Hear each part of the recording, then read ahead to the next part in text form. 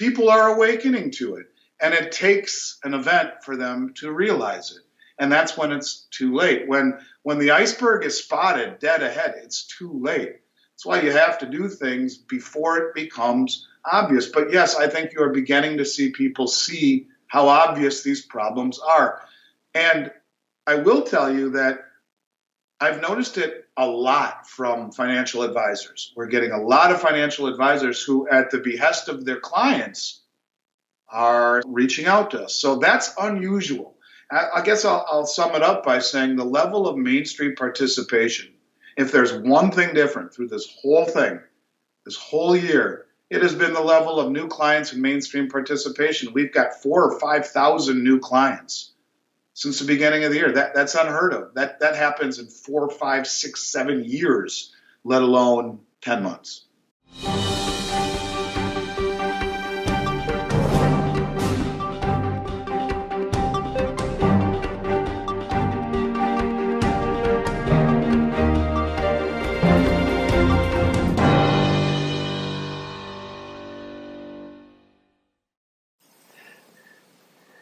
Welcome back to Liberty and Finance. It's been too long since we've had this popular returning guest. Andy Schectman is the CEO of Miles Franklin Precious Metals Investment. He joins us this Monday, November 2nd, 2020, for a special news alert. Andy, thanks for joining us. Nice to see you, Dunagun. I'm sure there'll be lots of news alerts this week. This is going to be a crazy week, that's for sure. Yeah, well, this is a inauspicious start of that. There was a news release that came out to affected customers last week of a major bullion dealer, and then the news came out in general to the public about that from many sources over the weekend, up to and including yesterday and today, about a data breach at a major online precious metals dealer. It happened to be JM Bullion that was affected by this. Our thoughts and concerns go out to them for the good work that they do and the way that their company has no doubt been affected by this and how it's affecting their clients as well, and wish them the very best at expeditiously isolating the damage and mopping up and finding out the extent of the impact and preventing it from ever happening again. But there's a lot to talk about around that incident, and then it raises a bunch of other related questions that are of vital interest to people who are interested in financial security, privacy, that sort of thing. And so we're going to touch on many different aspects of that with your help today. But thank you for alerting us to this. And also we thank those who posted information about this over the weekend to get the word out. The first postings that I've been able to dig back, and I have not found the root of the tree yet, but the first postings I've been able to find out, there was one 2 days ago on Reddit. Somebody posted a photo of a letter that they received in the mail because they're a direct client and their financial information was exposed. So if we could dig into that one. I appreciate, again, that you're sharing that with us. We're trying to help everybody with this information, and it has many aspects to it. So first of all, if we can talk about just a moment about this, the extent and the timing of this breach. What we understand from the data that was released was that in middle of February of this year, that there was a insertion of some malicious code onto the JM Bullion website that was able to then, when people were putting in their checkout financial information to check out, it was capturing their name, address, credit card information, all the sensitive information of their credit card, and sending it off to the hacker's private server. So that's a terrible thing when it happens. It infuriates me when I hear that stuff. We've talked about this before, but I wish people would just apply their talent and their creativity to get to doing a real thing that's constructive and creating value and not just stealing from others. But this is the world we live in. And we have to be cautious. We have to be aware of the reality of the surroundings that we find ourselves in. So the next thing we found out was that it took several months until early July. July 6th is when JM Bullion became aware of the potential for this data breach and this hacking. They looked into it. It took them about 10 days or so to identify it, isolate it with some external consulting help, and neutralize the effect. And then it took another 3 months before, as far as what we're able to tell from these letters that were being posted by clients that were impacted, for them to notify specific clients whose information had been potentially exposed. So that's a long time from February when the malicious code was inserted till July. That's like 5 months of exposure time when this was active and happening. And that's really, really concerning for me, because one of the concerns you shared, and I want you to talk about Miles Franklin and different choices that they've made for similar concern reasons. But I have some experience from my previous corporate data processing world where I understand about corporate maturity and security exposure. It's a very fast-moving and fast-changing and complex and daunting field. There are experts who are available to assist in that, but for it to go 5 months from an intrusion to a detection of that intrusion is a very long time. And that's deeply concerning. It may be emblematic, it may be reflective of the average, because some organizations are much more advanced along that curve of data protection and information security, to where they have typically, when they do tests, they have typical, same hour, same day, almost immediate detection of intrusions and ability to isolate and lock down the damage. But that's the first priority of a company, is you need to detect that something is going on and basically lock it down, stop it from happening anymore. And then you investigate what was the extent of the exposure, what are the ramifications, who is affected, who needs to be notified, what do we need to do to prevent this from ever happening again. But that in early detection taking several months is deeply concerning. Also, then the evidence that it took 3 months for specific affected clients to be notified that their information had been potentially compromised months earlier is also of grave concern for those people. So first, before we go any further, could you talk to us briefly about what's different about clients who deal with Miles Franklin and how we handle security and data privacy? And then we'll talk about some of the other knockoff impacts of this, or what it reveals about some of the concerns that any client may have and that this can expose. Thanks, Dunagun. Yeah, I've said on your show and others that I could talk at length for hours about what I've experienced with really sophisticated hacking that boggles the mind. And we used to have an online store, and we too were targeted very quickly. And it opened my eyes to just what's happening. And it was a constant battle that we had to deal with. We had several examples of hacking, and I'm just going to touch base on one of them. We had a client who bought a couple of coins on our online store and paid for them and had them delivered. Then called one of our brokers and said, I just placed an order on your online store. I am selling a house. I'm going to wire you the funds on Friday. Sure enough, the wire came in. $400,000 was wired to us. And we've been told in all of our training that a wire is just fine. Well, to make a long story short, this person had stolen someone's identity, had put their house up for sale by stealing the deed to their home or the title to their home, put their house up for sale, had convinced a title company and a notary that he was indeed this person whose identity he had sold, had the funds wired to us for a house that was not even ever for sale. And we shipped the gold to his account, to a P.O. box, which is all legal. Once we get a wire, we waited 48 hours, we shipped it. The guy took his coins and was never heard from again. Now, the notary and the title company have a lot of explaining to do, because that should have been where it stopped. But I had a long talk with the FBI at that point. This is when I more or less was almost about ready to close my store.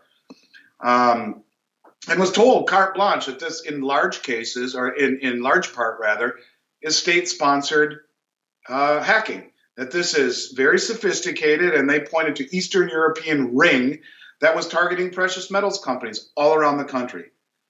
Shortly thereafter, a company that had come to my office to talk to me about buying my company, who owns a couple of the more prominent precious metals companies in the United States. I won't mention their names at this moment, because what they have dealt with was in the past.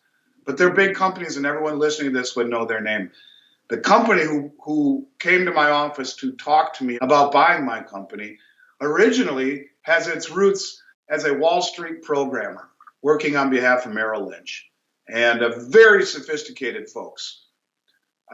No sooner did they leave my office than a few days later, that company that they own, one of the other companies they own, was hacked. Very similar to what we're seeing right now. When I saw that, that was it. Because I was so enamored with the sophistication of their platform that even though we didn't come to an agreement on selling my company to them, I wanted to buy their platform, to be an online company with a really sophisticated platform. They got hacked. A letter was sent to all of their clients saying, here's your address, here's your phone number, here's your purchase history. Send me a Bitcoin or I'm sending this to the dark web quickly. When I saw that, I said, I'm done with it. Now, I could talk for hours about other things that I've seen leading up to that point, but the bottom line is simply this. This is a field that is really fast moving and very sophisticated, and they're targeting precious metals companies. I, for that reason, closed my online store, and I prefer to do things analog in a digital world. Now, I know a lot of people have heard me say that, and I'm sure it comes across to some as well. He's just being disingenuous. He doesn't want to post his prices and this and that. The minute I shut that off, our fraud disappeared. And quite frankly, I would rather protect my privacy and my clients' privacy, as you can see. Now, those people's privacy is compromised. It's not just Miles Franklin, it's the client as well. And we are dealing with a moving target. So as far as I'm concerned, I don't think this is a problem that'll go away anytime soon. This is a problem that will be ongoing. And, you know, as you and I were talking offline, Don, again, there's a huge cost to continually upgrading and protecting and upgrading and changing and rolling with the sophistication of the hackers. At some point, it becomes cost prohibitive to be an online company, just not worth it. So in a world where it seems counterparty risk and identity theft and this is all this type of stuff is just a growing trend that we have to deal with. I figure, at least as far as gold, which should be offline anyway, I choose to work in that space, in the analog space, old school, if you will, so that my protection and our clients' protection is at the top of all of our priority lists. A couple of things you touched on there I wanted to reinforce, and that is that a couple of the major reasons that people are interested in precious metals in the first place is financial security and privacy. And both of those are vulnerable in this environment. So, and people are aware that, you know, any online purchases that they make, any time that they give out their financial information, doesn't even have to be online. When you go to a restaurant, you hand your card to your credit card to a server, and they disappear back somewhere and bring it back to you. They've got the number and the expiration date and the secret code off the back of it. So we know we're vulnerable using electronic transaction methods in this economy. But the idea that you're entering your private information onto an online store where it's then captured and potentially stored and able to be hacked and breached and used elsewhere is a whole nother level of concern that people really do have, and they're trying to avoid. That's one of the reasons that people turn to precious metals. From my experience in talking with them, it's one of the key reasons is for financial security. And where's your financial security if not only do they find out your financial information, but they also find out your name and address, and what you bought. And what you bought, exactly. And that is the scary part, is what you bought and your address. You put the two of them together, and I guarantee you there'll be some people that aren't sleeping well. And I think that to me is really the important piece here, is that, you know, loose lips sink ships. And when people are buying precious metals, and in the case of JM Bullion, they're one of the biggest companies in the country. I'm sure they had a lot of repeat purchasing. That to me is very concerning. Another thing is about privacy then, and that's if we could branch out a little bit there. People who are concerned about the protection of their privacy are often concerned about wanting to get into precious metals because when you have your funds off in a bank or you have your funds in some brokerage account or whatever, it's out there, it's on the web, that sort of thing. All those institutions typically provide online accessible information to clients, and it's only one hack away from being exposed. So can you talk to us about other considerations around privacy that people should think of when turning to precious metals? One of the examples I'll toss out there is about IRAs, and I think we've touched on that in the past, is that if somebody wants a precious metals IRA, well, it's also being maintained by your custodian. It's also, visible to the IRS, that sort of thing. But what other considerations around privacy should people think of when wanting to trust precious metals with their funds? Well, I think, the bottom line is that whenever you have a third party involved, whether it be a storage facility, an IRA, sending it offshore, there's always a paper trail leading to where it's stored and where and how you got it. And I don't know, I think the bottom line is the best way to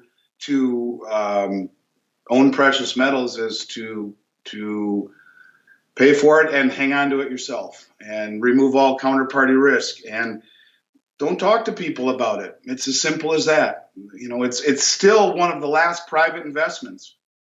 There is really no reporting to anyone. And if you realize that and take good care in securing it, you should be okay. But I think whenever you talk about an IRA or talk about purchasing online, you're running into, I guess, a potential for a denigration in your privacy. Look, when you buy precious metals and you pay for it with a check or an ACH or a wire, that's it. That's the only paper trail of sorts. There's nothing to worry about in terms of loss of privacy in that respect. You have it shipped to you. We use great care in sending things to people, as an example, because of that. Even when we ship to our clients, Dunagun, we will employ safety measures, as an example. If we ship someone a $10,000 package through UPS, we will insure it through UPS for $200 with adult signature required. We will put the remaining $9,800 of insurance on a Lloyd's of London program that meshes with UPS's tracking software. So it's fully insured, but the driver only thinks that he or she is delivering a insured package, $200, with adult signature required to further safeguard our client's privacy. We do that so that the driver doesn't have any idea that he or she is bringing a high-value package. And so little things like that we do to try to accentuate privacy.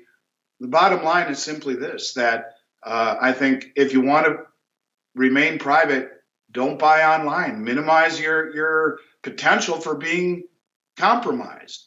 I guess there's compromise everywhere, but that's why we do things old school. We try to really safeguard our clients' privacy, because the 2 or 3 or 4 examples that come to the top of my head took weeks and months to resolve, and at a lot of lost nights' sleep for myself and for our clients. That house example I told you about was $400,000.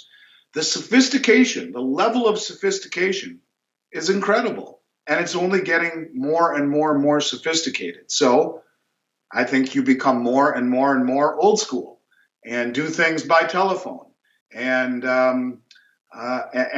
use secure servers that are located specifically in secure areas that allow us to communicate with our clients without having a third-party store in between that can be compromised. So the little things that we do to try to protect our clients' privacy, I think go a long way. But in the end, a really motivated hacker can even find a way in there. And we've been seeing it with the attempt to hack emails. Now, not from us, because our server is double encrypted, but I've seen clients' emails that were hacked, and sophisticated software programs put into emails that allow them to suck information out of emails sent to and from retail establishments. So, look, Dunagun, it's a constant challenge, but the bottom line is it's focusing more and more and more on online retailers and on online software.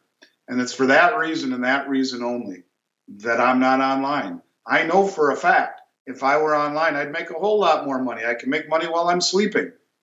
I've chosen to not go that route because I think that in the end, it leads to more problems than it's worth. And I just don't want to go down that road. Another concern that people have shared is their concern about the potential, and this is related to the loss of control over their own nest egg, their own wealth, and that is the risk of, for example, government confiscation. And some people are convinced, and some people have been convinced by the sales pitch of specific bullion vendors that they have to get into numismatic coins in order to protect themselves from confiscation. You've talked with us a couple of times about that in the past, but one aspect about it I'd like you to touch on, if you could, is the fact that yes, there is a law in the books from early 1930s saying that certain types of coins are exempt from having to be handed in back then, but that there's nuances about whether certain coins that are now pretty common but still available from back then would qualify under that rule, and there's also concern about people not overpaying against that. So could you talk to us briefly about the strategy of using numismatic coins to improve your protection against potential confiscation, and what are some guidelines that you would recommend around that? So I don't think gold will be confiscated again. I mean, yeah, you could point to the 1933 confiscation. President Roosevelt, April of 1933, his first act of office was to confiscate gold, but everyone owned it then. It was legal tender. Right now, 1 out of 100 people have ever held a gold coin, let alone own any. And I think in a world where we pride ourselves at still retaining world reserve status and being the center of free trade and the world reserve currency, for us to activate eminent domain and take gold from our populace would be, I think, catastrophic. I think you would see our creditors, if they feared Venezuelan-style nationalizations of assets, would dump our treasuries overnight. You would see interest rates spike and the dollar fall. I don't think that's really in the cards. But if we look at the confiscation issue, the 33 executive order, I think the companies that, and there are a couple that come to mind that I won't mention, and some very prominent talking mouths, or one in particular that talks about it a lot, I think is disingenuous, completely and totally.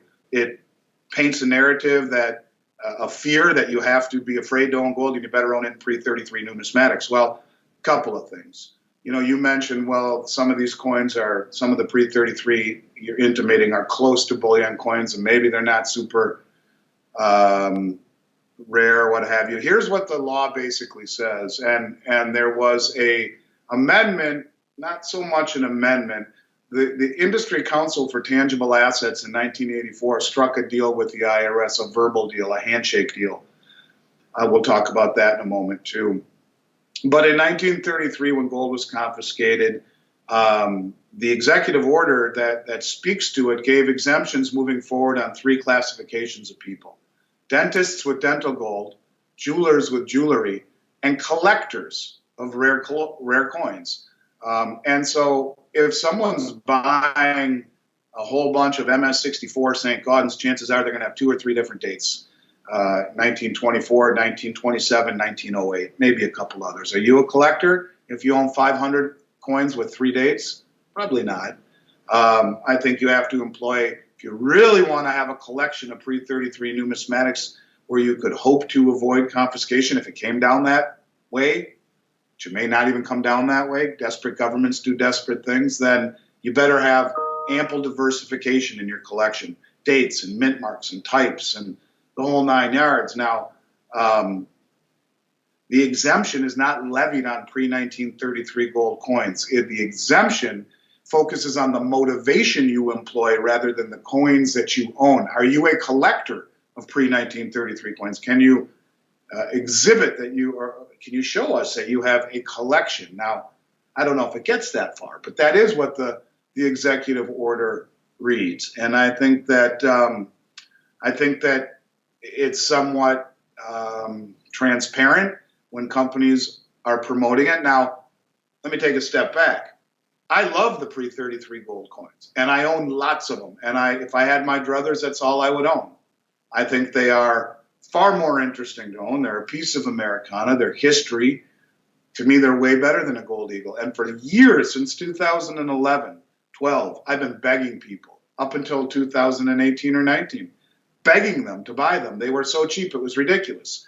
In 2007 and 8, the premiums got so high, I flew all around America buying them from people, swapping them into 40, 50, 60, 70% more gold bullion because the premiums went stratospheric when Obama was going to take office. there was a perceived threat of confiscation. And just as markets blow up on the upside, they correct too much on the downside. And I beg people to do it, because if you can buy them at the same price or very close to a gold bullion coin, it totally behooves you. Does it mean you will have safety from confiscation? Not necessarily. To me, I don't buy them for that. I buy them because they are much more interesting. They have much better upside potential. There are no dealer reporting requirements. And there's this much of a hope that maybe they will pass any government shenanigans. I don't know if they will or they won't. But to get up there on a soapbox and tell people don't buy bullion, you have to buy these rare numismatics, because if you don't, it'll be confiscated, I think is wrong and disingenuous, and I don't think it benefits the client. It's like eating a bowl of cherries when you want a bowl of vanilla ice cream. There's nothing wrong with some hot fudge and a cherry on top of the vanilla ice cream, but you don't want a bowl of cherries. If you have to pay a lot of money for numismatic coins, it's not in your best interest. Unless, A, you have a lot of bullion already, and B, you know what you're doing. Semi-numismatic $20 gold pieces, to me, are my favorite way of owning gold. If you can get them anywhere near a gold eagle or a gold buffalo or what have you, it's the way to go. But don't think you're safe from confiscation, because even though the executive order that was done in 33 gave pre-33 coins after the fact significance and historical significance, and in theory would be sheltered from a confiscation, it's not the coins themselves. It is the motivation of the person who owns the coins. Because remember, dentists with dental gold, jewelers with jewelry, and collectors of pre-1933 U.S. gold coins. So do you have a leg to stand on? Yeah, but I think you better show ample diversification, or it's too transparent. How about cryptos and the future Fed coin or digital currency? We keep hearing about that's in the wings, in the works, on deck, ready to be pulled out when the powers that be are ready to do that.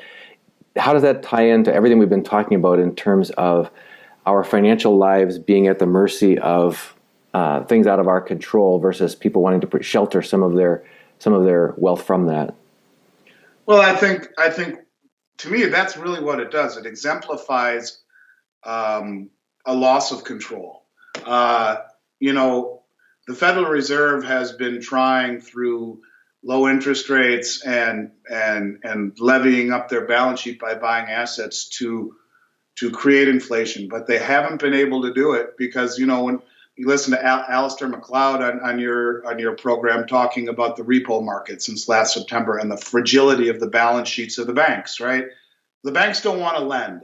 The banks aren't lending. And that's the only way that through quantitative easing that money is created. The banks are obliged to sell the bonds to the Fed.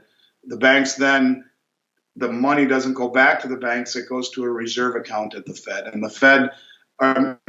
the banks are then supposed to lend it into existence. But because their balance sheets have been broken since last year, and all the loans they've made across the globe to companies that are on the brink of default or already have gone bankrupt, has made them not want to play ball, not want to lend. And so as a result, what they are trying to do, in my opinion, is create a vehicle that will allow them to deposit money directly into our accounts to create that velocity, to create that inflation. And so here again, to me, the real motivation is loss of control. They are trying to create inflation when the public is saving and the public isn't spending. They are trying to create a narrative that is controlled by the Fed. They are trying to create a backdrop that isn't happening naturally right now. Look, once we get to a Fed coin, it's over in terms of privacy. If you and I go out for lunch and you say, "Oh, Andy, I forgot my wallet. Could you lend me $20?" In that respect, if I were to lend you $20 on the Fed coin, it would be on a ledger. Andy pays Dunagun $20. It's on the ledger forever. The immutability of a distributed ledger is really what makes cryptocurrencies, is that the information is immutable. That ledger, you can't be changed once it's there, unless it's agreed upon by everybody. But the point of it is that the loss of privacy is a major issue, and I think it is fleeting, and it will become more and more and more an issue. And so Look, precious metals to me are as old school as they get, Dunagun. They allow you privacy in a world of decreasing privacy, increased litigation. They still allow you that privacy. And if you're smart in the way that you accumulate them and the way that you look at them, then you will have that privacy intact when everyone else's privacy is slipping through their fingers like a handful of sand. And I think it will continue to do that. I really do. I think that's the road we are heading down. And so there's still time, I think, to get precious metals before a digital currency comes. But I do think it's coming. And I think the days of the dollar bills in our wallet being considered money are coming to an end. They'll be hanging from a frame in the Smithsonian before too long. I think sooner than people have given credit for. We talked with Alex Newman from the New American, and it'll be posting on our channel as well.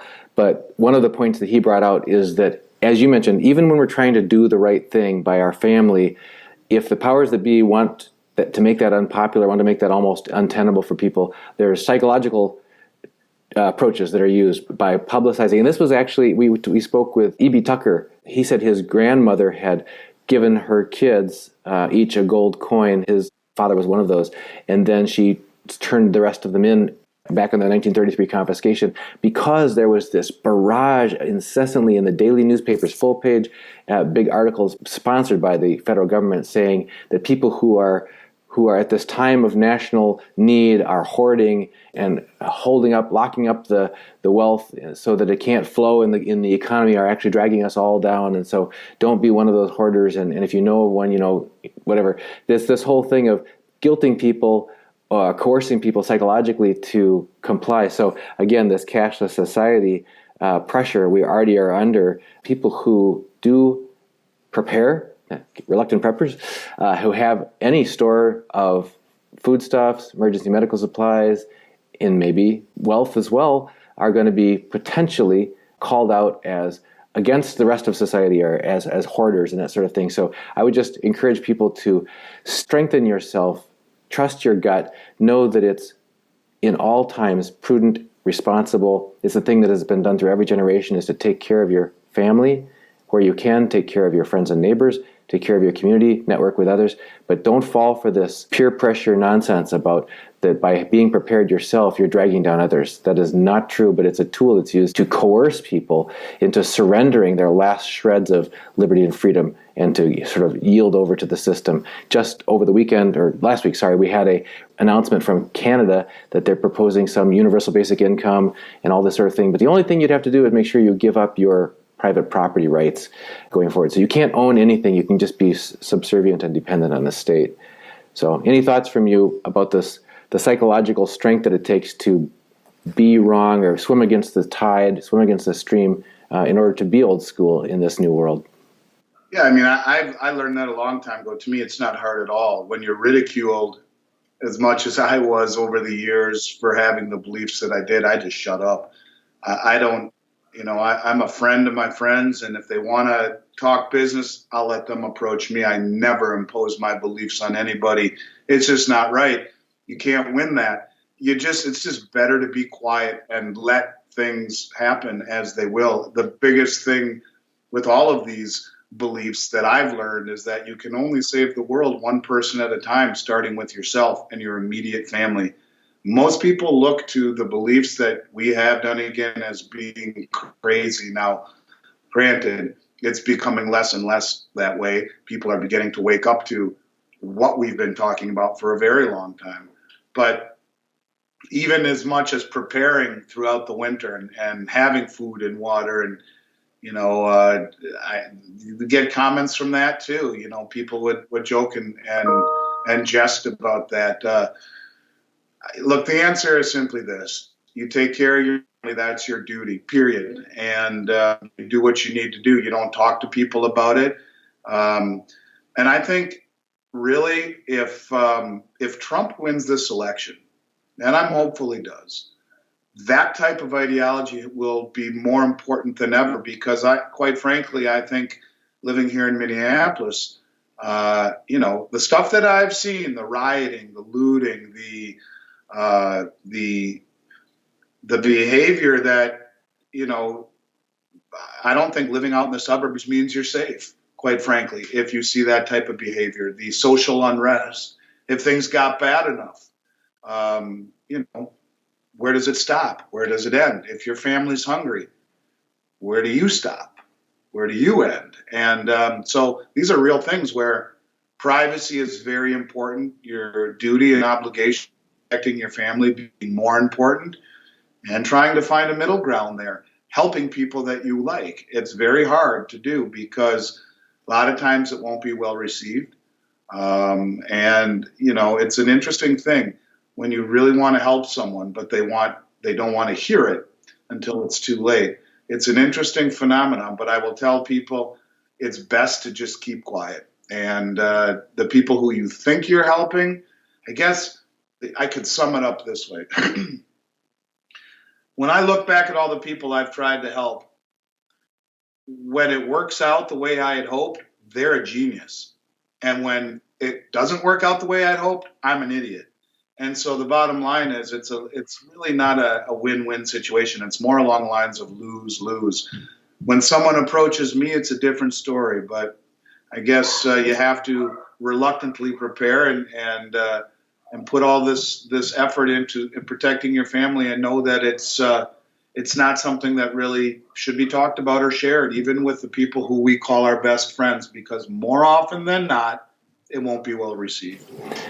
You've pretty much summed up the comments by this viewer. I wanted to read his statement. It's well written. Clarence Hoover says, I practically begged my near-retirement next-door neighbor to buy precious metals, explaining what is happening with fiat currency. I get no traction. She says, I don't invest in the stock market. I have a 401k.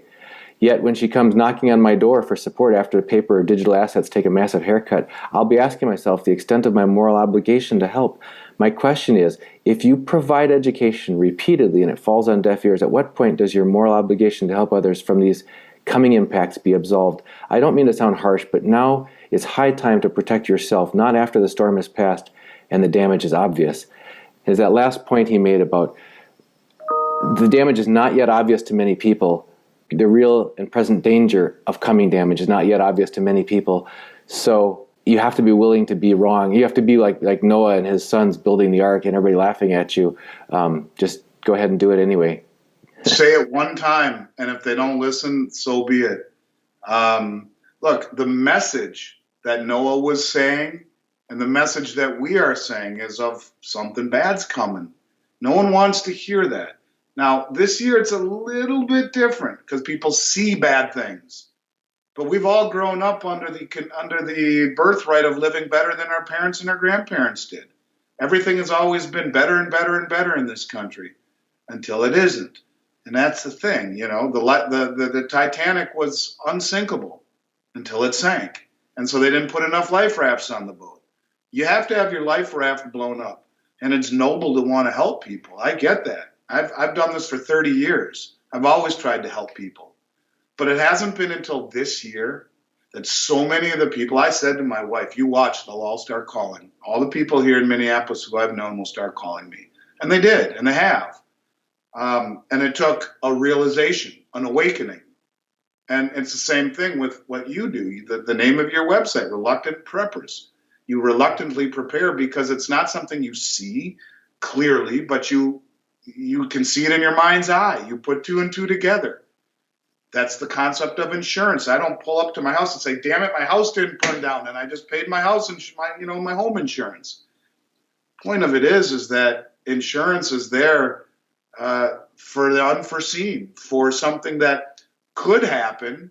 We hope it doesn't, but if it does, we want to be able to move on, pick up the pieces and move on. Well, this is about as high stakes as it gets, Dunagun, and when you're taking that seriously enough, I think this is why I chose to be offline. These are big decisions that surround around people's life savings or the biggest decisions they're ever making in their life. So let's try to keep that as private as possible and do it old school. Give us a call, talk to us. You don't have to worry about being hacked that way. And that's coming full circle, I guess, to where this all started. I think this is going to be a bigger and bigger and bigger problem in a world where technology keeps increasing. So does sophistication to usurp that technology or to break into it. So that's, I think that's kind of the lesson of the day anyway. Just following up on what you're currently seeing, you mentioned this did happen in your local acquaintances there in Minneapolis after the big unrest was there this summer. Tor Arne Maxheim says, I would really like to know if Andy feels that people and retail investors will take some money off the table in stocks and bonds, and he sees this money making its way into precious metals. Yeah, I've seen that this year more than ever before. And that's one of the things that I've talked about a lot is to me, this year is defined, if I would define it, I would do so as calling it the Great Awakening. And people have awoken. Even the most ardent stock bulls, Dunagun, have to realize that Main Street and Wall Street have separated. Wall Street is supposed to be an indication of Main Street. It's not the other way around. It's the tail wagging the dog right now. It's supposed to be, an indication of Main Street. And so I think even the most ardent stock bulls would argue that, yeah, it probably is overvalued. And so they are realizing it in the backdrop of more realistically. I think people realized it when they were locked into their homes and life as they knew it had changed, that for the very first time. I'll give you an example. I work out, used to, every day at a place called Lifetime Fitness here in Minneapolis. I know they have them all around the country, but I had been listening to Chris Martenson in December talk about this, and I'm still working out every day at this point. And there are a group of guys and gals that I would see at the club every day, and I would talk to them about this, and they all thought I was nuts, every single one of them. One guy, the guy that I would lift weights with every day, one of my oldest friends, said, "You can't talk to me about this anymore. I'm losing my mind." I said, "Okay, I'll stop." Well, his wife was the first person to call me to buy gold in March. And he apologized and said, "I should have listened to you." He called me with her on the three-way at Target at the time saying, "There's no soup. I can't find anything. Andy, where'd you buy all your food?" The point of it is simply that people are awakening to it. And it takes an event for them to realize it. And that's when it's too late. When the iceberg is spotted dead ahead, it's too late. That's why you have to do things before it becomes obvious. But yes, I think you are beginning to see people see how obvious these problems are. And I will tell you that I've noticed it a lot from financial advisors. We're getting a lot of financial advisors who, at the behest of their clients, are reaching out to us. So that's unusual. I guess I'll sum it up by saying the level of Main Street participation, if there's one thing different through this whole thing, this whole year, it has been the level of new clients and mainstream participation. We've got 4,000 or 5,000 new clients since the beginning of the year. That's unheard of. That happens in 4, 5, 6, 7 years, let alone 10 months. Your listener has hit it right on the head. The mainstream is waking up, but the mainstream that has started to wake up still is only a sliver of the mainstream. It's kind of like a little brook that splintered off of the stream. That little brook, there's little bits of it is trickling in. When the real realization hits, it's too late, and then when it turns into a flood, it's too late. There's nothing left to get. The premiums are too high. The delivery delays are too long. You've missed out on reluctantly preparing instead of knowing it's your only chance. And at that point, it's too late. Now, you've touched on this briefly, but let's zero in on this. H. Paul Fuchs says, and again, he's clarifying this is written Monday, November 2nd. It's the day before the U.S. presidential elections. If the election is very close and hotly contested, perhaps for weeks, and with massive civil unrest and violence, how do you see this affecting the spot price of silver? You would think that any type of upheaval like that should ultimately push the price higher, but this is one of the mistakes I think people make is they focus on an event instead of seeing the big picture. Do not see the tree, see the forest. Doesn't matter who wins. What the Fed has done and the Treasury has done, what the governments around the world have done. Just 10 days ago, the IMF is calling for a new Bretton Woods. I mean, that's as big as it can get. And before that, we had gold reclassified as a tier 1 asset. That's as big as it can get. The World Monetary Organization's, I believe that's the name of it, their meeting in Davos in the next few weeks is called the Great Reset. That's the forest. What he's talking about is the trees rustling, and I see that. But I don't know that a contested election, it'll be something people focus on, but the issues are a whole lot bigger. Ultimately, I expect gold and silver to go a whole lot higher. Is a contested election the catalyst that sends it a whole lot higher?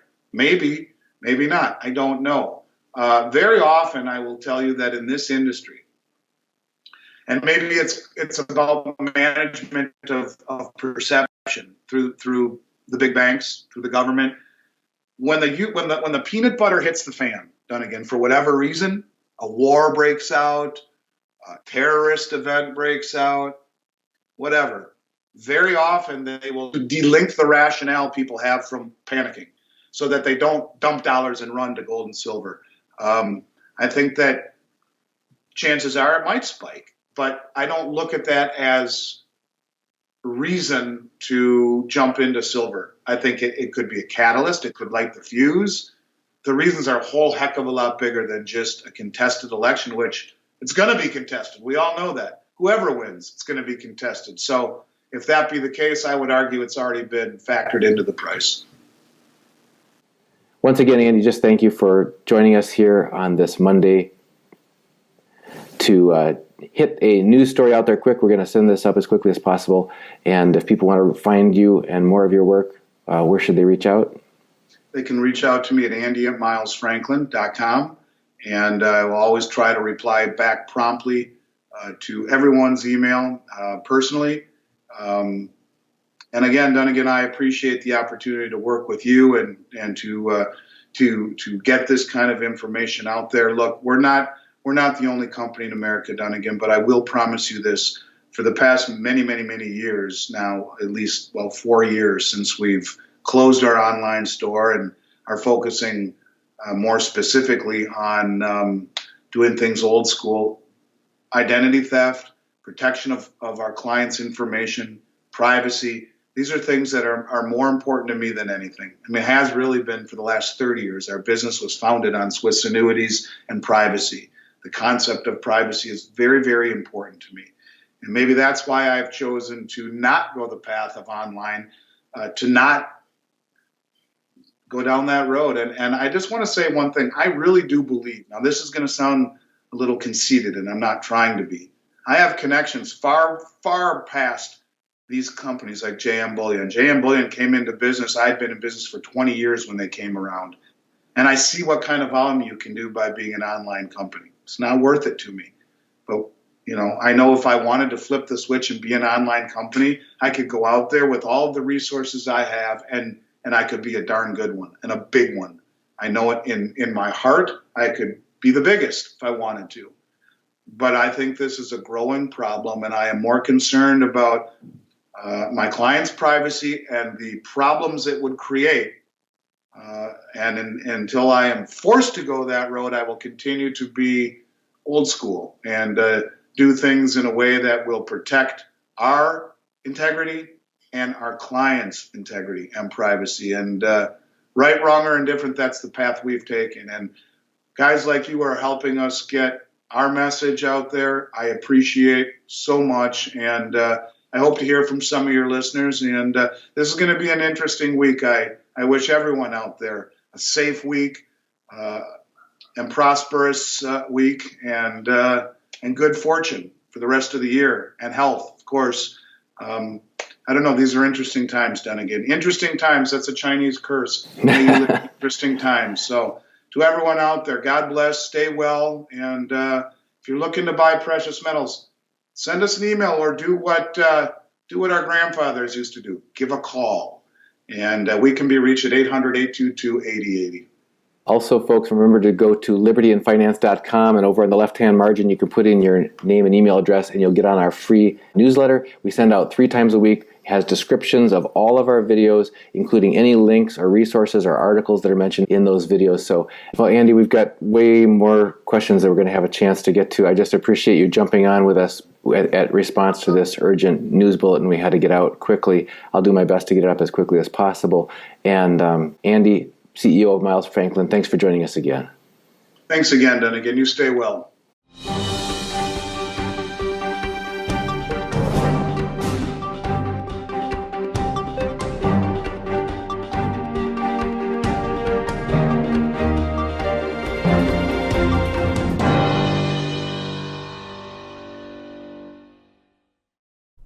To acquire gold and silver, just go to libertyandfinance.com. When the main site comes up, click on Bullion Sales. That's libertyandfinance.com, Bullion Sales. You'll see my name, Dunagun Kaiser, my phone number, and my associate, Kaiser Johnson, his phone number, our email, libertyandfinance@protonmail.com.